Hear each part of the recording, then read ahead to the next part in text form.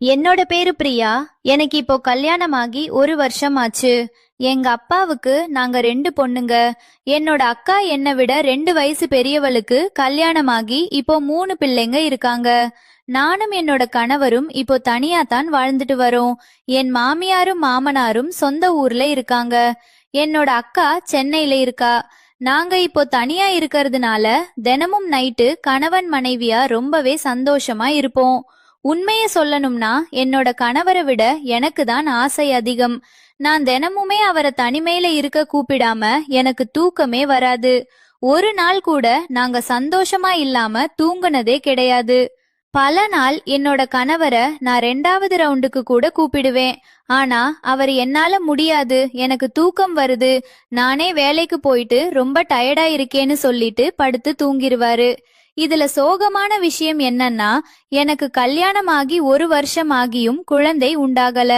எங்க அம்மாவுக்கு இது ரொம்ப வருத்தமா இருந்துச்சு. என்னோட அக்கா கல்யாணமாகி 1 வருஷத்துக்குள்ளேயே ஒரு ஆம்பளை பிள்ளைய பெத்துட்டா. திரும்பவும் 1 வருஷத்துக்குள்ள இன்னொரு பிள்ளையையும் பெத்துட்டா. இப்படி இருக்கப்போ எனக்கு மட்டும் கல்யாணமாகி 1 வருஷத்துல குழந்தையே உண்டாகல. இது எங்க அம்மாவுக்கு ரொம்ப வருத்தமா இருந்தது. அதே சமயம் என்னோட மாமியாரும் இத சொல்லி சொல்லி ரொம்ப கவலைப்படுவாங்க. இதை பார்த்த என்னோட அம்மாவும் டாக்டர்கிட்ட போயிட்டு காட்டுவோமான்னு கேட்டாங்க. ஆனா நாங்க டாக்டர் கிட்ட எல்லாம் போகவே இல்ல.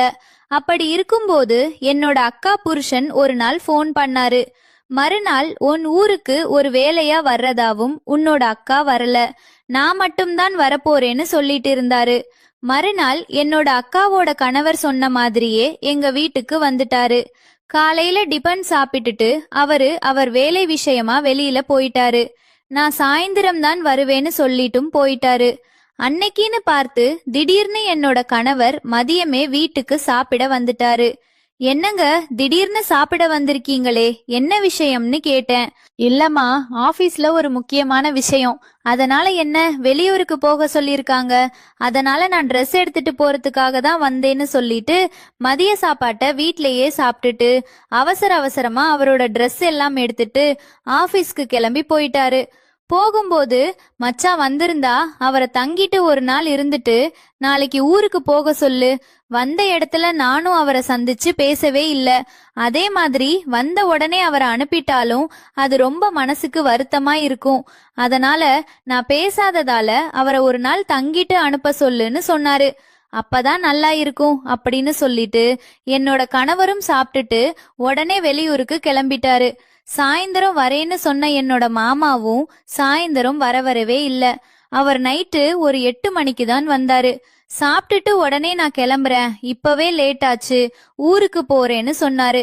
அப்பதான் நான் சொன்னேன், என்ன மாமா, நீங்க சாயந்தரம் வந்திருந்தீங்கன்னா ஊருக்கு போக கரெக்டா இருந்திருக்கும். ஆனா இப்பவே பாருங்க, மணி 8 ஆயிடுச்சு. இதுக்கப்புறமா நீங்க ஊருக்கு கிளம்பி போய் சேர்றதுக்கு ரொம்ப லேட் ஆகும். என்னோட கணவர் கூட சொல்லிட்டு தான் போயிருக்காரு, மச்சான் வந்தாருன்னா நைட்டு தங்கிட்டு போக சொல்லுன்னு. ஏற்கனவே நேத்து தான் டிராவல் பண்ணிட்டு வந்திருப்பாரு. மறுபடியும் இன்னைக்கும் அவர் டிராவல் பண்ணா உடம்பெல்லாம் ரொம்ப வலலியா இருக்கும். அதனால நாளைக்கு போனா அவரால எந்த வேலையும் செய்ய முடியாது. அதனாலதான் இன்னைக்கு ஒரு நாள் நைட்டு நல்லா தங்கி ரெஸ்ட் எடுத்துட்டு நாளைக்கு போக சொல்லு அப்படின்னு சொல்லிட்டு தான் போயிருக்காரு. அதனால நீங்க கண்டிப்பா இருந்துட்டு தான் போகணும். நீங்க இல்லாம போயிட்டீங்கன்னா என்னோட கணவர் என்ன வந்து திட்டுவாரு அப்படின்னு சொல்லி நான் அவரை இருக்க வச்சேன். அதே மாதிரி உங்க மச்சானும் அவசரமா வேலை விஷயமா வெளியூருக்கு கிளம்பி போயிட்டாரு. அவர் உங்களை சந்திச்சு பேச முடியலன்னு சொல்லி ரொம்பவே வருத்தப்பட்டாரு. அவர் வருத்தப்பட்ட விஷயத்தையும் என்னோட மாமா கிட்ட சொன்னேன். என்னோட மாமா கிட்ட சொல்லும்போது ரொம்ப நேரமா யோசிச்சு என்னோட மாமா, சரி நீ சொல்றது கரெக்ட் தான், இப்பவே ரொம்ப லேட் ஆயிடுச்சு, அதனால நான் இங்க தங்கிட்டு நாளைக்கே போறேன் அப்படின்னு சொல்லிட்டு இருக்கிறதுக்கு சம்மதிச்சாரு. இந்த விஷயத்த என்னோட அக்காவுக்கு போன் போட்டு சொன்னாரு. என்னோட அக்காவும் சரிங்க தங்கிட்டு காலையில வாங்க அப்படின்னு சொல்லிட்டா. அதுக்கப்புறமா என்னோட மாமா டிஃபன் சாப்பிட்டு முடிச்சதுனால சரி டைம் பாஸ் பண்ணுவோம் அப்படின்னு சொல்லிட்டு சோபால உட்காந்து டிவி பார்க்க ஆரம்பிச்சாரு. அப்ப மாமா கிட்டனா, மாமா இப்பதான் சாப்பிட்டீங்க, எதுவும் காஃபி டீ எதுவும் குடிக்கிறீங்களா, வேணுமா போட்டு தரவான்னு கேட்டேன். உடனே மாமாவும் அதெல்லாம் வேணாமா, இப்பயே நல்லா திருப்தியா சாப்பிட்டுட்டேன், எனக்கு எதுவும் வேணாம் அப்படின்னு சொல்லிட்டாரு. சரின்னு சொல்லிட்டு என்னோட எல்லா வேலையும் முடிஞ்சதுனால நானும் என் மாமாவுக்கு பக்கத்திலேயே உட்கார்ந்து டிவி பார்த்துட்டு இருந்தேன். அப்ப எங்க மாமா என்கிட்ட பேச்சு கொடுக்க ஆரம்பிச்சாரு. உங்க அம்மா போன வாரம் எங்க வீட்டுக்கு வந்திருந்தாங்கம்மா. உன்னை பத்தி சொல்லி ரொம்பவே கவலைப்பட்டாங்க. ஒரு வருஷமாகியும் உனக்கு குழந்தை பிறக்கலன்னு ரொம்ப கவலைப்பட்டாங்க. உங்க அம்மா நினைச்சுக்கிட்டு இருக்காங்க நீங்க 2 பேரும் பேசி குழந்தை பெத்துக்கிறத தள்ளி போட்டிருக்கீங்க அப்படின்னு நினைச்சுக்கிட்டு இருக்காங்க. என்கிட்ட வந்து சொன்னாங்க. நீங்க அவங்க கிட்ட பேசி அவங்களுக்கு புரிய வைங்கன்னு சொன்னாங்க. அதுக்கு நான் உங்க அம்மா கிட்ட, அவங்க படிச்சவங்க, கொஞ்ச நாள் போகட்டும் அதுக்கப்புறமா பெத்துக்கலாம்னு நினைச்சிருப்பாங்க, இதுக்கெல்லாம் நீங்க கவலைப்படலாமான்னு நான் உங்க அம்மாவுக்கு அட்வைஸ் பண்ணேன் அப்படின்னு என் மாமா என்கிட்ட சொன்னாரு. இத கேட்ட உங்க அம்மா என்ன சொன்னாங்கன்னா, என்ன மாப்பிள்ள நீங்க சொல்றீங்க, நீங்க என்னோட மூத்த மருமகன், என்னோட பொண்ணும் நீங்க படிக்கலையா என்ன, உங்களுக்கு கல்யாணமாகி ஒரு வருஷத்திலேயே குழந்தை பிறக்கலையா, படிப்பு வேற இந்த விஷயம் வேற அப்படின்னு உங்க அம்மா எனக்கே புத்திமதி சொன்னாங்க. நேத்து கூட நான் கிளம்புறதுக்கு முன்னாடி உங்க அம்மாவுக்கு ஃபோன் பண்ணி நான் உங்க வீட்டுக்கு வரப்போற விஷயத்த சொன்னேன். அப்போ உங்க அம்மா என்ன சொன்னாங்கன்னா, மாப்பிள்ள நீங்க போறதுதான் போறீங்க, பிரியாவுக்கு நல்ல புத்திமதி சொல்லிட்டு வாங்க, சட்டு புட்டுன்னு ஒரு குழந்தைய பெத்து கொடுக்க சொல்லுங்க அப்படின்னு என்கிட்ட சொல்லியும் அனுப்புனாங்க அப்படின்னு என்னோட மாமா என்கிட்ட சொல்லிட்டு இருந்தாங்க. அப்படியே எங்க மாமாவாவும் சொன்னாங்க, பிரியா நீ படிச்சவ, இந்த விஷயத்த நீ தள்ளி போடலாமா மச்சான், கிட்ட சொல்லி புரியவ, சீக்கிரமா நல்ல ஒரு குழந்தைய பெத்துக்கோங்க அப்படின்னு என்னோட மாமா எனக்கு புத்திமதி சொன்னாங்க. மாமா எங்களுக்கு குழந்தை பெத்துக்கணும்னு ஆசைதான், ஆனா அது உண்டாக மாட்டேங்குதேன்னு நான் சொன்னேன். அதுக்கு மாமா உடனே, என்னாச்சு டாக்டர், போய் பாத்தீங்களா அப்படின்னு சொல்லி கேட்டாரு. ஏதாவது உங்க 2 பேர்ல யாருக்காவது குறை இருக்கா, நீங்க 2 பேரும் டாக்டர் கிட்ட செக் பண்ணி பாத்தீங்களா, யாருக்கு பிரச்சனை இருக்கு அப்படின்னும் கேட்டாரு. மச்சானையும் கூட்டிட்டு போனியா, சில நேரங்கள்ல 2 பேருக்கு கூட பிரச்சனை இருக்கலாம்னு சொல்லி எனக்கு அறிவுரையும் சொன்னாரு. உடனே நான் சொன்னேன், டாக்டர் கிட்ட போகல மாமா, அதுக்கு அவசியமோ இல்ல அப்படின்னு சொன்னேன். இத கேட்டதும் என்னோட மாமா, என்ன சொல்ற, என்ன விஷயம் எனக்கு புரியல, கொஞ்சம் புரியற மாதிரி சொல்ல அப்படின்னு சொன்னாரு. அப்ப நான் சொன்னேன், ஒரு விஷயம்தான் என்னோட மாமாவுக்கு பேர் அதிர்ச்சியா இருந்துச்சு. அப்போ எனக்கு அழுகையே வந்துருச்சு. உடனே மாமா வந்து எனக்கு ஆறுதல் சொன்னாரு, அழாதன்னு சொன்னாரு. நான் சொன்னேன், மாமா ஏன் டாக்டர் கிட்ட போகலன்னு நான் சொல்றேன்னு தெரியுமா, நான் சொல்றத கேட்டு நீங்க அதிர்ச்சியா கூடாது, இந்த விஷயம் என்னோட அப்பா அம்மாவுக்கு கூட தெரிய வேண்டாம் அப்படின்னு சொன்னேன். நான் சொல்றப்பயே என்னோட மாமாவுக்கு அத கேட்டு பேரதிர்ச்சியா இருந்துச்சு. என்ன அப்படி இவர் சொல்ல போறா அப்படின்னு சொல்லி அவர் ரொம்ப அதிர்ச்சியாவே அத கேட்டுட்டு இருந்தாரு. இந்த விஷயத்த என்னோட அம்மா அப்பா கிட்ட சொல்லிராதீங்க, அவங்களால இத தாங்கிக்கவே முடியாது அப்படின்னு நான் அவர்கிட்ட சொன்னேன். என்னம்மா சொல்ற, என்னம்மா இப்படி பிரச்சனை அப்படின்னு சொல்லி கேட்டாரு. சரி பிரியா, நான் யார்கிட்டயும் சொல்ல மாட்டேன், உன் மேல ப்ராமிஸ், உண்மையான காரணத்தை நீ சொல்லு அப்படின்னு சொல்லி கேட்டாரு. நான் உன்கிட்ட உண்மையான காரணத்தை வெக்கத்தை விட்டு சொல்றேன் மாமா. நாங்க தினமும் இரவு ஒன்னாதான் படிக்கிறோம். என்னதான் அவர் உடம்பு கட்டுமஸ்தான் போல இருந்தாலும் கூட அவரு அந்த விஷயத்துல லாயக்கே இல்ல, அவருக்கு நைட்டு வேலைக்கு லாயக்கே இல்ல மாமான்னு சொன்னேன். என்னமா சொல்ற, எனக்கு கொஞ்சம் புரியற மாதிரி விளக்கமா சொல்லுமா அப்படின்னு சொல்லி மறுபடியும் மாமா கேட்டாரு. அவர் இப்படி கேட்டதும் எனக்கு அழுக வந்துருச்சு. நானே அழுதுகிட்டு சொல்ல ஆரம்பிச்சேன், மாமா அவர் நல்லவர் தான், என் மேல ரொம்ப பாசம் அதிகம், ஆனா அவரோடது என்ன கர்ப்பமாக்குற அளவுக்கு இருக்காது. அது மட்டும் இல்லாம அவரால 5 நிமிஷத்துக்கு மேல தாக்கு பிடிக்க முடியாது. அப்படியே அவர் கஷ்டப்பட்டு என் கூட இருந்தாலுமே அதுல அணுக்களே இருக்காது. ஏன் இப்படி இருக்கு, என்ன எதுன்னு சொல்லி நம்ம டாக்டர் கிட்ட போகலாம்னு நான் கூப்பிட்டு பார்த்தேன். ஆனா அவர் வர மறுத்துட்டாரு. சரி, நான் ஏன் இவருக்கு இப்படி இருக்கு அப்படின்னு சொல்லி நெட்ல சர்ச் பண்ணி பார்த்தேன். அப்பதான் எனக்கு ஒரு விஷயம் புரிஞ்சது. ஆண்களுக்கு அணுக்கள் அதிகமா இருந்துச்சுன்னா கட்டியா இருக்கும்னு. அணுக்களே இல்லாம இருந்தா ரொம்ப தண்ணி மாதிரி இருக்கும்னு சொல்லி போட்டிருந்துச்சு. அப்பதான் நான் புரிஞ்சுக்கிட்டேன், என்னோட கணவருக்கு அந்த பிரச்சனை இருக்கு, அதனாலதான் குழந்தையே உருவாக முடியல அப்படின்னு சொல்லி நான் புரிஞ்சுக்கிட்டேன். அப்படின்னு என்னோட மாமா கிட்ட சொல்லி கதறி கதறி அழுதேன். இப்படி இருக்கும்போது எப்படி மாமா எனக்கு குழந்தை பிறக்கும்? நானும் அவரை ஹாஸ்பிட்டலுக்கு கூப்பிட்டா கூட அவர் வரமாட்டேங்கிறாரு. அவர்கிட்ட உங்களுக்கு ஆண்மையே இல்ல, உங்களுக்கு அணுக்களே இல்ல அப்படின்னு சொல்ற தைரியம் எனக்கு இல்லை. அது அவரே வந்து தெரிஞ்சுக்கணும். ஆனா அவரு அதுல கவனமே செலுத்த மாட்டேங்கிறாரு. அவரை பொறுத்த வரைக்கும் அவர் ஆரோக்கியமா தான் இருக்காரு. தான் ஒரு ஆம்பளை அப்படிங்கிற நினைப்பு தான் அவருக்குள்ளேயே இருக்கு. இந்த நம்பிக்கைய நான் எப்படி மாமா உடைக்க முடியும்? அவர்கிட்ட போய நீங்க ஆம்பளையே இல்லன்னு என்னால எப்படி சொல்ல முடியும்? என் மேல அன்பாவும் பாசமாவும் இருக்காரு. அப்படிப்பட்ட மனுஷனோட மனச நோகடிக்க நான் விரும்பல மாமா அப்படின்னு சொல்லிட்டு அழுதுகிட்டே இருந்தேன். அப்ப என்னோட மாமா என்கிட்ட வந்து அழாதமா அப்படின்னு சொல்லி எனக்கு ஆறுதலும் சொன்னாரு.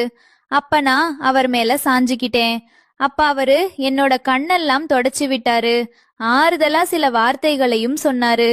அப்படியே சொல்லிட்டு இருக்கும்போது நான் இன்னும் கொஞ்சம் பழம் கொடுத்து அவர் மேல சாஞ்சிக்கிட்டேன். அப்ப நான் அழுதுகிட்டே என்னோட மாமா கிட்ட ஒரு விஷயத்த சொன்னேன். மாமா, நான் சொல்றேன்னு தப்பா எடுத்துக்காதீங்க. ஊர்வாய அடைக்கிறதுக்கு நீங்க நினைச்சா எனக்கு உதவி செய்ய முடியும்னு சொன்னேன். என்னம்மா சொல்ற? எனக்கு புரியலையே, புரியுற மாதிரி சொல்லு அப்படின்னு சொன்னாரு. இல்ல மாமா, நீங்க நினைச்சா எனக்கு ஒரு குழந்தைய கொடுக்க முடியும் அப்படின்னு சொன்னேன். இத கேட்டதும் என்னோட மாமா அதிர்ச்சியாக்கிட்டாரு. என்ன இப்படியெல்லாம் பேசுற? இந்த மாதிரி எண்ணத்துல என்கிட்ட நீ பழகாத அப்படின்னு கோபப்பட்டாரு. இல்ல மாமா, என்னோட நிலைமைய நீங்க தான் புரிஞ்சுக்கணும். இந்த விஷயத்த நான் என் அப்பா அம்மா கிட்ட கூட நான் சொல்லல. அவங்க மனசு நோக்குவாங்க. இப்ப அவங்களுக்கு இருக்கக்கூடிய ஒரே பிரச்சனையே எனக்கு குழந்தை இல்லங்கிறது தான். என்னோட மாமனார் மாமியாருக்கும் அதே பிரச்சனை தான். எனக்கு குழந்தை இல்லன்னு என்னோட கணவரை ஹாஸ்பிட்டலுக்கு கூப்பிட்டா கூட அவர் வரவும் மாட்டேங்கிறாரு. அவரை பொறுத்த வரைக்கும் அவர் ஒரு ஆண்மகன் அப்படிங்கிற நினைப்பு தான் அவர்கிட்ட எப்பவுமே இருக்கு. இப்படி இருக்கும்போது எல்லா இடத்துலயும் இந்த பிரச்சனைய சமாளிக்கிறது நான் மட்டும்தான். நான் ஏன் இவ்வளவு கஷ்டப்படணும்? நீங்க நினைச்சீங்கன்னா அந்த பிரச்சனையில இருந்து என்னால வெளியே கொண்டு வர முடியும் அப்படின்னு சொல்லி நான் கெஞ்சினேன். ஆனா என்னோட மாமாவோ என்னோட அக்காவுக்கு எல்லாம் துரோகம் பண்ண முடியாது. நீ வந்து என்கிட்ட இந்த மாதிரி ஒரு எண்ணத்துல நீ பழகாத. நான் இன்னும் கொஞ்ச நேரம் இங்க இருந்தா நடக்க கூடாதது எல்லாம் நடந்துரும் போல. நான் இங்க இருக்கிறதே முதல்ல தப்பு. நான் இப்ப உடனே கிளம்புறேன் அப்படின்னு சொல்லிட்டு என்னோட மாமா வீட்டை விட்டு கிளம்புறதுக்கு உடனே பெட்டி பிடிக்க எல்லாம் எடுத்துக்கிட்டு கிளம்ப முயற்சி பண்ணாரு. அப்ப நான் என்னோட மாமாவை எவ்வளவோ தடுத்து பார்த்தேன். அப்பா அவரு முடியாது, நான் கிளம்புறேன். நான் இன்னும் கொஞ்ச நேரம் இங்க இருந்தேன்னா நடக்க கூடாத தப்பு எல்லாம் நடந்துரும் அப்படின்னு சொல்லிட்டு அவர் உடனே கிளம்பினாரு. ஆனா இந்த வாய்ப்பை நான் மிஸ் பண்ண விரும்பல. நான் இன்னைக்கு எப்படியாவது மாமாவோட இருந்து கர்ப்பமாயிரணும் அப்படின்னு சொல்லி முடிவு பண்ணேன். அப்ப என்னோட மாமா வீட்டை விட்டு கிளம்பும் போது நான் ஓடி போய் அவரை கட்டி பிடிச்சுக்கிட்டேன். கட்டி பிடிச்சதுமே மாமா விடு, என்ன விடுன்னு சொன்னாரு. ஆனா நான் அவரை ரொம்ப இறுக்கமா பிடிச்சுக்கிட்டேன். ஒரு கட்டத்துல மாமாவால முடியல. அதுக்கப்புறமா அவர் என்னோட கட்டுப்பாட்டுக்குள்ள வந்துட்டாரு. எனக்கும் குழந்தை தேவைப்பட்டதுனால அன்னைக்கு என்னோட மாமாவை நான் கர்ப்பமாகறதுக்காக யூஸ் பண்ணிக்கிட்டேன். அன்னைக்குதான் ஆண்மையோட இருக்கக்கூடிய ஒரு ஆண்மகனோட தாம்பத்தியத்துல ஈடுபட்ட எப்படி இருக்குங்கிறத நான் உணர ஆரம்பிச்சேன். அப்ப எனக்கும் என்னோட மாமாவுக்கும் எல்லாமே நடந்து முடிஞ்சிருச்சு. கொஞ்ச நேரம் நாங்க ரெஸ்ட் எடுத்தோம். அதுக்கப்புறம் நான் என்னோட மாமாவை என்னோட வாங்கன்னு கூப்பிட்டேன். அவரும் அப்போ எந்தவித எதிர்ப்புமே தெரிவிக்கல. அன்னைக்கு மறுபடியும் 2வது முறையா அன்னைக்கும் இரவு நானும் மாமாவும் ஒன்னாவும். அப்ப என்னோட மாமா கேட்டாரு, நமக்குள்ள எல்லாமே நடந்துருச்சு, இப்போ நீ கர்ப்பமாயிட்டா உன்னோட கணவருக்கு சந்தேகம் வராதா அப்படின்னு கேட்டாரு. இல்ல மாமா, சந்தேகம் எல்லாம் வராது. நானும் என்னோட கணவரும் தினமும் சந்தோஷமாதான் இருக்கும். அதனாலதான் நான் கர்ப்பமாயிட்டேன்னா அவரோட குழந்தை இது, அவரால தான் கர்ப்பமாயிட்டேன் அப்படின்னா அவருக்கு நிச்சயமா சந்தேகம் வராது. அவரை பொறுத்த வரைக்கும் அவர் ஒரு ஆண்மகனாதான் இருக்கிறாருங்கிற நினைப்பு அவருக்குள்ள எப்பவுமே இருக்கு. அதனால டவுட் எதுவுமே வராது அப்படின்னு நான் சொன்னேன். உடனே என்னோட மாமாவும் சரி அப்படின்னு சொல்லிட்டு நாங்க 2 பேரும் தூங்கிட்டோம். அதுக்கப்புறம் என்னோட மாமா ஊருக்கு போக கிளம்பிட்டாரு. நானும் சரி மாமாவுக்கு தேவையான சாப்பாடு எல்லாம் சமைச்சிட்டு இருந்தேன். அப்போ கிளம்புறதுக்கு முன்னாடி என்னோட மாமாவோ நம்ம இன்னொரு தடவை பண்ணலாமான்னு கேட்டாரு. எனக்கும் அது ஆசைதான், சரின்னு சொல்லிட்டு அன்னைக்கு என்னோட மாமா கிளம்புறதுக்கு முன்னாடி கூட நானும் அவரும் ஒன்னா இருந்தோம். அதுக்கப்புறம் என்னோட மாமா ஊருக்கு கிளம்பி போயிட்டாரு. என்னோட மாமா கிளம்பி போன கொஞ்ச நேரத்திலேயே என்னோட கணவர் வீட்டுக்கு வந்தாரு. மச்சான், அதுக்குள்ள கிளம்பி போயிட்டாரா? ஆமாங்க, அதுக்குள்ளேயே கிளம்பி போயிட்டாரு அப்படின்னு சொன்னேன். அவரும் சரி அப்படின்னு சொல்லிட்டு வீட்ல இருந்தாரு. அவர் வெளியூருக்கு போயிட்டு வந்ததால அன்னைக்கு ஆபீஸ்க்கு அவர் போகல. ஆபீஸ்ல அவருக்கு ஒரு நாள் நீங்க ரெஸ்ட் எடுத்துட்டு வாங்க அவங்களுக்குன்னு சொல்லி லீவ் கொடுத்துட்டாங்க. அதனால அன்னைக்கு என்னோட கணவர் வீட்ல தான் இருந்தாரு. அதுக்கப்புறம் என்னோட கணவருக்கு சந்தேகம் வரக்கூடாது அப்படிங்கறதுக்காக தினமும் நாங்க எப்படி சந்தோஷமா இருப்போமோ அதே போல நான் அவர் கூட தொடர்ந்து சந்தோஷமா இருந்தேன். ஆனா இருந்தாலும் என் மாமாவோட இருந்த மாதிரி ஒரு ஃபீல் எனக்கு கிடைக்கல. மறுபடியும் என்னோட மாமாவோட இருக்கணும் போலன்னு எனக்கு தோணுச்சு. மறுநாள் என்னோட மாமாவுக்கு ஃபோன் பண்ணி எனக்கு இந்த மாதிரி தோணுது அப்படின்னு நான் சொன்னேன். அதுக்கு என்னோட மாமா, நான் இப்பதான் உன் வீட்டு பக்கம் வந்துட்டு போயிருக்கேன், திரும்பவும் என்னால ஊருக்கெல்லாம் வர முடியாது, அடுத்த வாட்டி நான் எப்பவாவது ஊருக்கு வந்தா பார்க்கலாம் அப்படின்னு சொன்னாரு. அப்ப நான் சொன்னேன், உங்களால தான் வர முடியாது, ஆனா நான் வரலாம் அப்படின்னு சொன்னேன். நீ என்ன சொல்ற? ஆமா மாமா, நான் உங்க வீட்டுக்கு வரேன், நான் ஊருக்கு வரேன், என்னோட கணவர்கிட்ட சொல்லிட்டு என்னோட அம்மாவை பார்க்கணும், என்னோட அக்காவை பார்க்கணும் அப்படின்னு சொல்லிட்டு நானும் ஊருக்கு வரேன். நமக்கு அங்க ஏதாவது ஒரு கேப் கிடைக்காதா? அங்க ஏதாவது ஒரு சான்ஸ் கிடைச்சா நம்ம சந்தோஷமா இருக்கலாம் அப்படின்னு சொன்னேன். உடனே மாமாவும் சரின்னு சொல்லிட்டாரு. அதுக்கப்புறம் நான் என்னோட கணவர்கிட்ட பர்மிஷன் கேட்டுட்டு நான் ஊருக்கு கிளம்புனேன். நான் கிளம்பும் போதே என்னோட மாமா கிட்ட சொன்னேன், நான் காலையில ஊருக்கு வந்து இறங்குவேன், என்ன நீங்க தான் வந்து பிக்கப் பண்ணணும்னு சொன்னேன். மாமாவும் சரின்னு வந்து என்ன பிக்கப் பண்றேன் அப்படின்னு சொன்னாரு. அப்போ எங்க மாமா எனக்காக காலையிலேயே பஸ் ஸ்டாண்ட்ல வந்து காத்துக்கிட்டு இருந்தாரு. அப்ப நான் என் மாமா கிட்ட சொன்னேன், நம்ம இப்போ நேரா வீட்டுக்கு போக வேண்டாம், பக்கத்துல ஏதாவது ரூம் இருந்துச்சுன்னா அங்க கொஞ்ச நேரம் போய் தங்கிட்டு வீட்டுக்கு போவோம், 1 மணி நேரம் லேட்டா போவோம். அக்கா ஏன் லேட்டுன்னு கேட்டா, பஸ் பிரேக் டவுன் இல்ல அப்படின்னா லேட் அப்படின்னு ஏதாவது ஒரு காரணத்தை சொல்லிக்கலாம் அப்படின்னு சொன்னேன். உடனே அதுக்கு மாமா சிரிச்சுக்கிட்டே சரி போலாம் வா அப்படின்னு சொல்லி பக்கத்துல இருந்த ஒரு ரூமுக்கு கூட்டிட்டு போனாரு. அங்க போயிட்டு நாங்க 2 பேரும் மறுபடியும் சந்தோஷமா இருந்தோம். அதுக்கப்புறம் எங்க மாமா வீட்டுக்கு கூட்டிட்டு போனாரு. நான் எப்பவும் போல என்னோட அக்காவை இருந்து என்னோட அம்மாவை பார்த்துட்டு ஒரு 2 நாள் சந்தோஷமா இருந்தேன். அதுக்கப்புறம் மறுபடியும் எங்க மாமா என்ன பஸ்ஸுக்கு ஏத்தி விட அப்படின்னு சொன்னாரு. அன்னைக்கு என்னோட மாமா கிட்ட நான் முன்னாடியே சொல்லிட்டேன், எனக்கு நைட்டு 10 மணிக்கு தான் பஸ், ஆனா நான் ஈவினிங் 5 மணிக்கே பஸ் ஏற போறதா எல்லார்கிட்டயுமே சொல்லிட்டேன். அதே மாதிரி நீங்களும் என்ன 5 மணிக்கே பஸ் ஸ்டாண்ட்ல கொண்டு விட்டுருங்க. நீங்க அப்படியே என்ன பஸ் ஸ்டாண்ட்ல விட்டுட்டு ஒரு வேலை விஷயமா யாரையோ பார்க்க போறேன்னு அக்கா கிட்ட சொல்லிருங்க.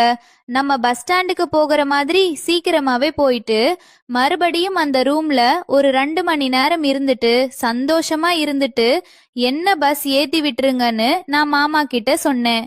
அதுக்கு மாமாவும் அதே மாதிரி சரின்னு சொல்லிட்டு என்னோட அக்கா கிட்ட போய் சொல்லிட்டு என்ன பஸ் ஏத்தி விடுறேன்னு சொல்லி என்ன கூட்டிட்டு போயிட்டு திரும்பவும் அதே ரூம்ல நாங்க கொஞ்ச நேரம் சந்தோஷமா இருந்தோம். அதுக்கப்புறமா என்ன பஸ் ஏத்தியும் விட்டாரு. அந்த மாசத்திலேயே நான் கர்ப்பமும் ஆனேன். எனக்கும் அழகான ஒரு ஆண் குழந்தை பிறந்துச்சு.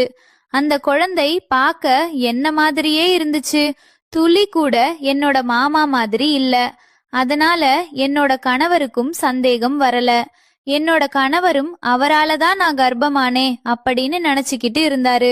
அதுக்கப்புறம் அடிக்கடி என்னோட மாமா எப்பெல்லாம் என் ஊருக்கு வராரோ அப்பையெல்லாம் என்னோட வீட்ல தங்கிட்டு தான் போவாரு. இப்படியே எங்களோட தகாத உறவும் தொடர ஆரம்பிச்சது.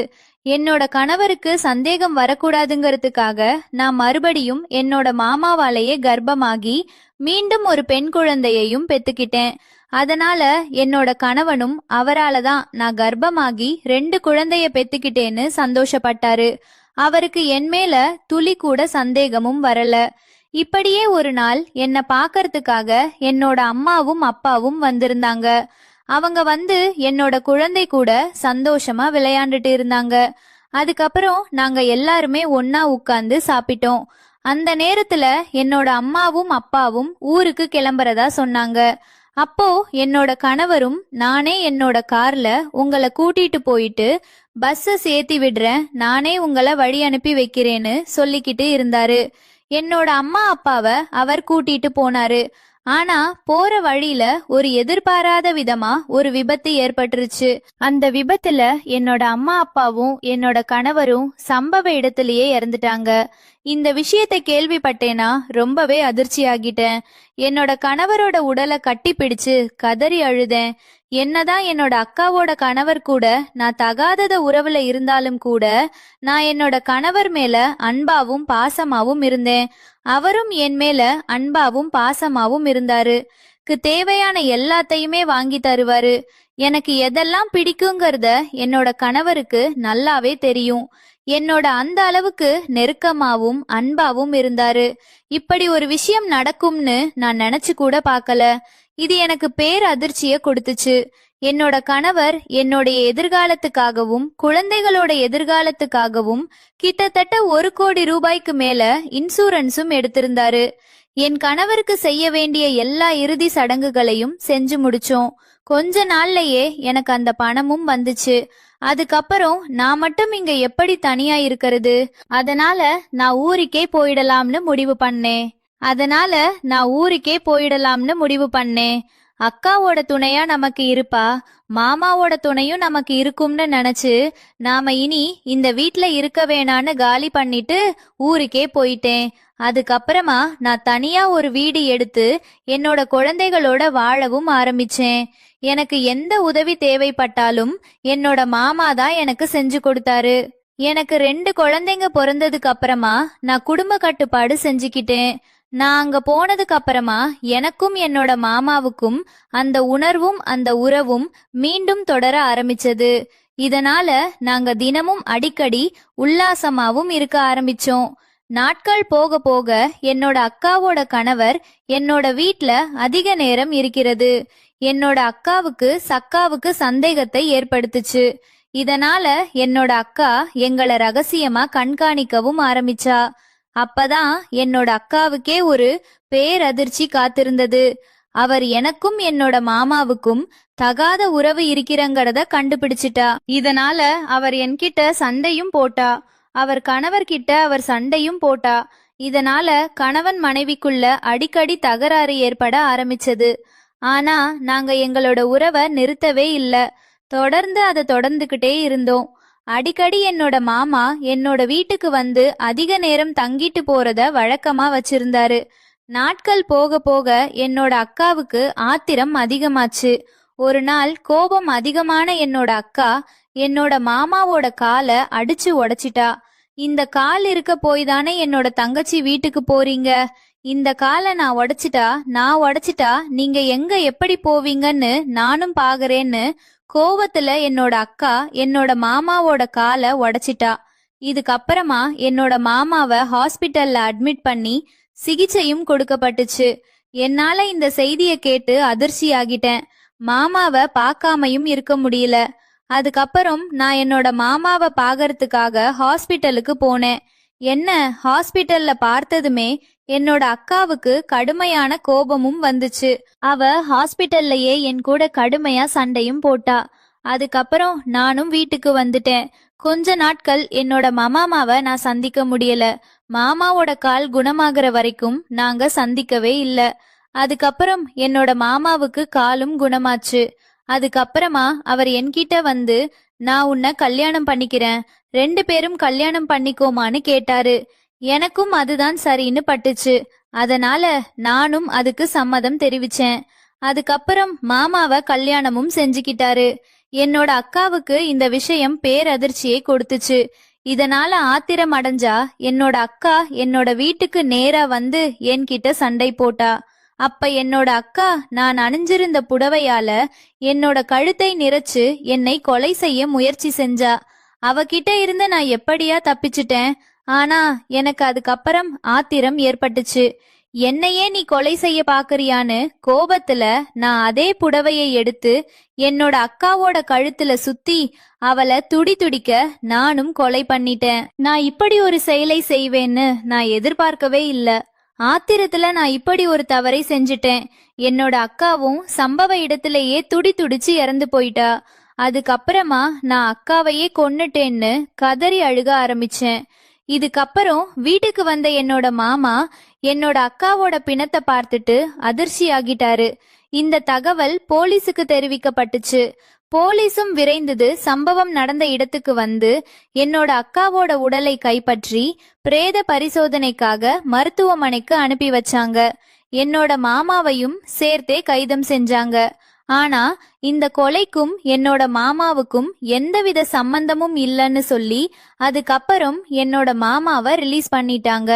இப்ப என்னோட 2 குழந்தைகளும் என்னோட மாமாவோட 2 குழந்தைகளும் தாய் இல்லாம தவிச்சிட்டு வராங்க. நானும் என்னோட அக்காவை கொலை செஞ்ச பாவத்துக்காக சிறையில கம்பி எண்ணிட்டு இருக்கேன். 4 குழந்தைகளை வளர்க்க முடியாம என்னோட மாமா இப்போ கஷ்டப்பட்டுட்டு இருக்காரு. இந்த சம்பவம் எங்க பகுதியில பேரதிர்ச்சியை ஏற்படுத்துச்சு. குழந்தைக்காக நான் என் மாமா கூட ஏற்படுத்திக்கிட்ட உறவு கடைசியில என்னோட அக்காவையே என்னால கொலை செய்ய வைக்கக்கூடிய அளவுக்கு போயிடுச்சு. இப்ப நான் என் மாமா கூட சந்தோஷமா வாழ முடியாமையும் என்னோட குழந்தைய வளர்க்க முடியாமையும் சிறையில தினம் தினம் நரக வேதனையை அனுபவிச்சுட்டு இருக்கேன். இந்த கதை பத்தின கருத்துக்களை கீழே இருக்க கமெண்ட்ஸ்ல ஷேர் பண்ணுங்க. இது போன்ற கதைகள் கேட்க பிடிக்கும் அப்படின்னா மறக்காம நம்ம சேனலை சப்ஸ்கிரைப் பண்ணிக்கோங்க. அடுத்த இன்னொரு கதையில சந்திக்கலாம். நன்றி.